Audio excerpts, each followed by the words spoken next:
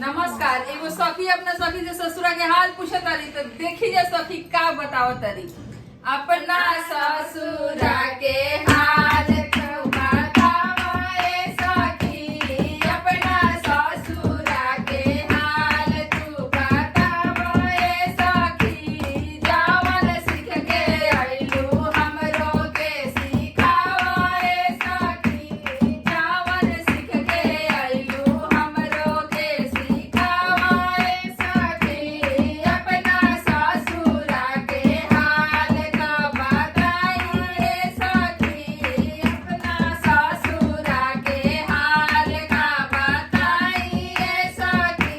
त हमर सैया हवे छेना रसमलाई ए सखी, त हमर सैया हवे छेना रसमलाई ए सखी। हमर ससुर जी के बोलिया मिठाई ए सखी, हमरा ससुर जी के बोलिया मिठाई ए सखी। हमरा सास जी के बोलिया मरीचाई ए सखी, त हमरा सास जी के बोलिया मरीचाई ए सखी।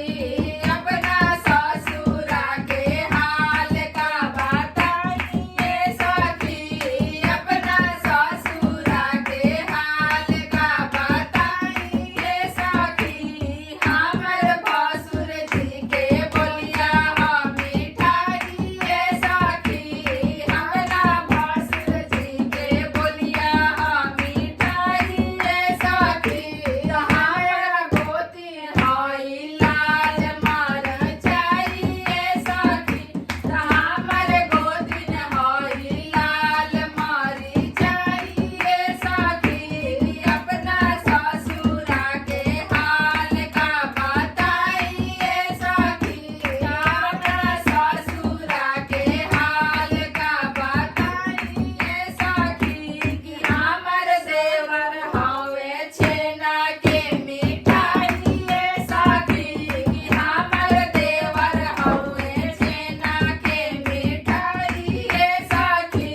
त हमर नदी हई आम के खटाई ए सखी, त हमर ननद हई आम के खटाई ए सखी।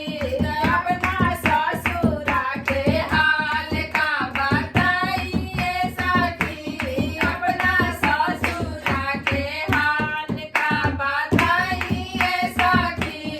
अपना ससुरा के हाल का बताओ ए सखी, अपना ससुरा के हाल तू बताओ ए सखी। जावन सीख के आइलू हमरो के सिखाओ ए सखी, जावन सीख के आइलू हमरो के सिखाओ ए सखी। धन्यवाद। गाना अच्छा लगे तो वीडियो के शेयर करी जा, लाइक करी जा, नया बनी जा चैनल पर तो सब्सक्राइब जरूर करके जाइए। धन्यवाद। अरे भाई